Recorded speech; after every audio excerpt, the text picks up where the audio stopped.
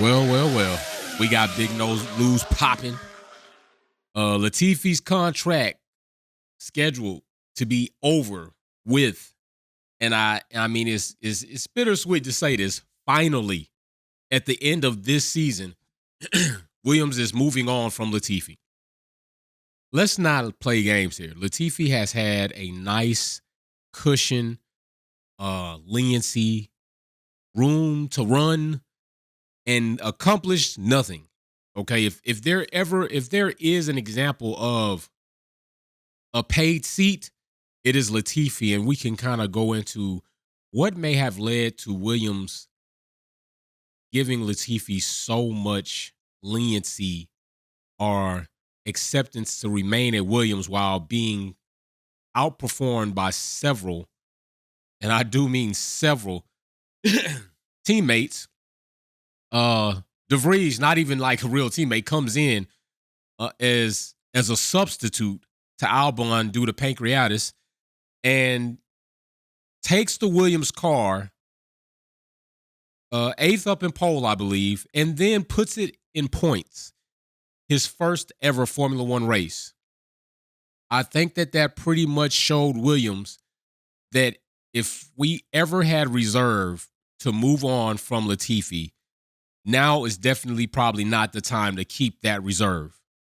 It's not the time to keep that reserve. I mean, we got Albon outperforming him. We had George Russell outperforming, and Latifi has yet to do anything for us. But then the question goes, and I kind of want to get into this just a little bit on the surface. I don't want to get too deep. Why? Why this leniency for Latifi? Crash Tifi, as some of us call him. Well, Michael, the dad.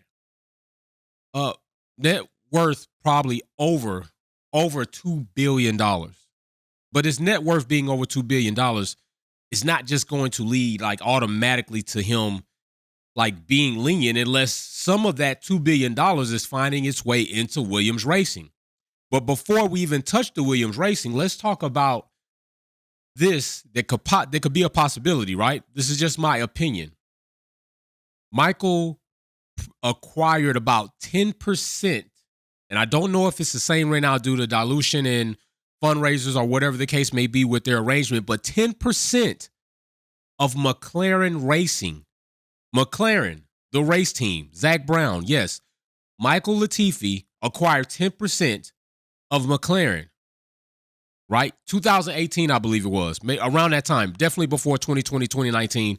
I want to say 2018, acquires that much. And I know you think like 10%, that's a lot for an individual to acquire of said company, right? I mean, that means there's only 9 more portions. If somebody wanted to own a piece of McLaren, you could only sell 9 more portions of 10% to 9 other people, and then you'd be done. 10% to one person in McLaren. Now, like I said, I think it might be a little less due to whatever their arrangement is, but that's kind of like, already McLaren. So now I wonder if there is some pull there for Latifi to have an opportunity to not be completely out of Formula One.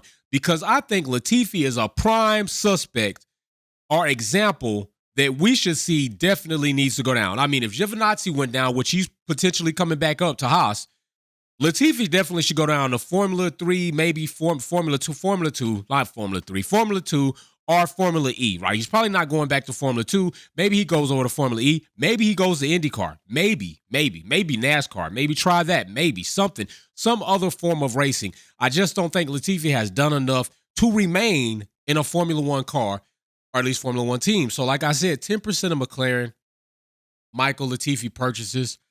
And then outside of that, come up to 2020, you've seen this logo before.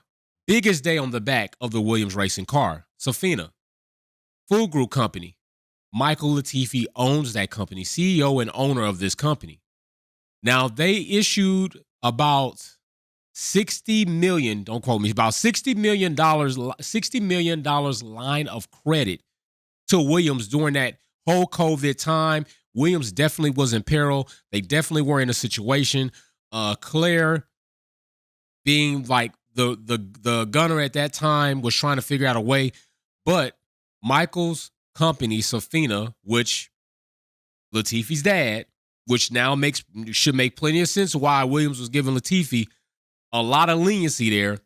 A $62 million line of credit, but also a $22 million or let's just say $20 million loan to the Williams Racing team. So, yeah, there was definitely reason why Williams Racing was tolerating the low performance of Latifi. That's quite a bit of money, but when it comes to Formula One, I mean, they're always trying to grow. So like $20 million tomorrow is not $20 million the day after that. And the next week, they got to keep the money coming in. So I just wonder now, will we see this logo disappear next season off the back of this car? Or does Michael say my money contribution to Williams Racing is not solely attached to Nicholas having a job or a seat there? It is because I feel that it is worth it, just like we will get into the fact of Dorilton Capital. Michael might also see some type of value in a very, I would say, nostalgic racing team in Williams. And maybe it's not just solely tied to his son having a seat there. Maybe he wants to be tied to the company and the race team just like he is at McLaren, or whatever his reasons may be, right? Whatever those reasons may be. But I just want you to know also $177.50 euro trading on the stock market, okay? Depends on which market you're in, of course. But yes, they are traded on the stock market. And also, does this disappear next season? Safina, does it go, or does Michael go ahead and say, you know what, I'm here to stay? Now I would like to say a big shout out and rest in peace to Frank Williams. First off, November 2021, I believe, passed away. Definitely somebody who should be held in some high regard to a person who is not a large manufacturer, not a car manufacturer, not like Ferrari, not like Mercedes, none of this big team. Somebody that was pretty much looked at as coming out of the garage onto the grid and performing at elite levels for several years. If there ever is a moment that an angel could fall from heaven and be reinstated, would it be Williams today, next year, the season after that? I'm starting to wonder if maybe so. Williams getting off Latifi is definitely a move in the right direction, especially in lieu of Nick Vries coming and putting your car on points in his first race. Albon doing considerably well there. At this point in time, like I've said several times before, is it going to come a point where Williams is like, we can no longer just take this money for this paid driver? It is time for us to try to be seriously competitive in this championship bout, constructor and drivers, like we were in the past. Make no mistakes, Williams was not bum. Years ago, they were not bum. They have 9 constructor championships. 80, 81, 86, 87, 92, 93, 94, 96, and 97. They had elite drivers driving for their teams. Elite drivers. Nigel Mansell, Jenson Button, Damon Hill, Alan Prost, even Ralph Schumacher, which, you know, he's not anywhere near like his 7-time world championship brother, Michael Schumacher. Mario Andretti, we've had that name come up several times in the conversation of getting into Formula One. Now, with us talking about, is it possible that Andretti and Porsche team up? And at first, is it possible that Andretti buys Williams? Is that even a possibility? Now, Williams has been sold before. This is not the first time back, I think, 2020, 2021 that Williams was sold. All right, recently sold to Dorilton Capital, a financial company in America, which is very questionable to me because unlike the first time where it was Walter Wolff, who Frank sold the team to initially, and had a side role as manager, I believe, and then they ended up getting off of him, and then Williams ended up winning a championship, but under Walter Wolff's company. And Frank took that money along with other partners, started out, got it back into racing. They had the active suspension, they had the ground effects, they had Adrian Newey, they had an entire team that was there, although things with Adrian Newey went awry because I think Newey wanted percentages of Williams, and I think they should have gave it to him. I think Williams Frank should have gave Newey a percentage of the company because inevitably you look where Williams ended up now. Claire ended up having to sell the company in order to keep people's job, which is very commendable for her to do. And that is something else that I want to get into. What kind of arrangement is it with Dorilton where they can purchase the Williams racing team and still yet keep the family name? What kind of arrangement did they have? And more than that, I wonder who is actually behind Dorilton that actually wanted to acquire or purchase the Williams racing team. There's information, there are breadcrumbs that have been out there that may lead us to big whales in Asia as far as money is concerned, as far as wanting to own the team. But there's been speculation of what's his name? That guy is that guy pisses me off. Anytime I can think of his name, and right now, yes, Exelstone. That guy, Bernie burns my butt with the bull crap that he does. But there's even been some rumor that maybe he was involved with this. I just don't think Dorilton Capital comes out of nowhere and decides that they want to purchase an entire Formula One team and yet keep the family name instated instead of coming up with their own, all right? I also believe that like every financial company, they're looking at some point to make a profit off of Williams. But first, before that happens, they must turn Williams into a very lucrative and very attractive company. They must do this, or else it's not going to work. Nobody wants to purchase a losing team. Nobody wants to do that. That's not any fun, except for a financial company that thinks they can go in, turn things around, make it profitable, and then sell it and make the money off of it, if that is indeed their motive. If not, maybe other players behind it, like I said, wanting to acquire Williams to keep the Williams name and brand on the grid. And in respect for Frank and everything that Williams did stand for. Like Williams did stand for winning, literally, all right? Innovative, literally. Like Mercedes was, Williams was that then. And I even think I think Toto Wolff even had dealings with Williams. And Susie actually was a test driver for Williams. So there's a lot of heritage there when it comes to Williams. And even if you look now, Jamie Chadwick is in the Williams garage. There's a lot of things. There's a lot of promise. There's a tall ceiling that I have for Williams. Williams is like my like crush kept secret. Like my crush kept secret team. Like I just want to see them come and do like a phenomenal job one day. I want to come into a season and be like, damn, Williams is back.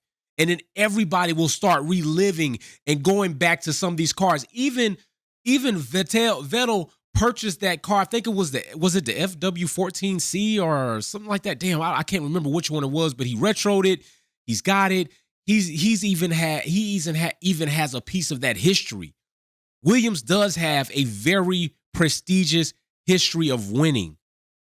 They are far from that now, and I know it. And you wouldn't think so by what you see today. And definitely here is where they definitely started running into problems and things definitely didn't look good. And more often not here. Now, Versa, as you see that logo down there, is also, if you go to Dorilton Capital's website, you'll also see their partners and other companies. Versa is also in there. So like I said, I think there are some layers there to be peeled back if anybody could and discover what is the real motive for Dorilton Capital to purchase Williams Racing and keep everything pretty much like it is, except for the key position that they changed in order to hopefully lead Williams back into winning. I really don't care much for the guy, but I'm also going to say the Nick thing was just kind of happened, right? They didn't expect for Albon to get pancreatitis. They didn't expect to have to call Nick, but they did, and they didn't have to. They made that decision, and it was a good decision. And I do like the things that he said to Nick on his first debut of Formula One, like, just go and drive. Everything between you and I will be okay. That is the best thing to tell somebody who doesn't have any experience of having their first Formula One race. Like, listen, don't worry about what we're going to be after this race. Worry about what you're going to be right now in this race and drive, and everything else will come later. That is what I do like. There have been several other drivers to come through Williams that are currently still active on the grid.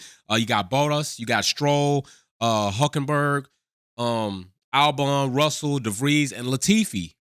And it's sad that Latifi is like 21 in points, like 21. There are 20 active drivers on the grid, and you're not even 20th. You're 21st now due to Nick De Vries doing what he did in that car. So like I said, if there ever was a moment where an angel could fall from heaven and be reinstated, is it going to be Williams Racing? Tell me what you think about that. Tell me if you think it's possible for Frank's spirit of winning, of ingenuity, of being innovative, of just that passion to race can one day be recaptured and lifted up in the Williams Racing family and make their way back to the front of the grid, at least top five. At least top five. Is that ever a possibility? Do you think that's a possibility? I want to know down below in the comment section. I'll even put a community poll post up when this video comes out. We can vote on that. Don't forget to check out the podcast that we just had. Don't forget to check out and understand that we are now the remainder of 6 races to the end of Abu Dhabi coming this season, sponsoring and holding a finale lap event every Sunday post the race, where those proceeds, super chats, super stickers, and super likes will go towards sponsoring a Carter who hopefully will make his way into the Formula One feeding series one day. We're doing big things at Wolfpack Performance. If you're not a family member, consider doing that too, all right? So, hey, Williams is my best kept crush secret. I'm hoping one day they return to the front of the grid. I definitely would think I would like to see that, right? I like to see people be great. I like to see people improve, and that doesn't change even so with Williams. So, all right, just build it. Peace. Thanks for watching another episode of Wolfpack Performance. Don't forget to check out some of my other content on Formula One and motorsports topics. Like, share, subscribe, and we go live on the weekends. See you soon.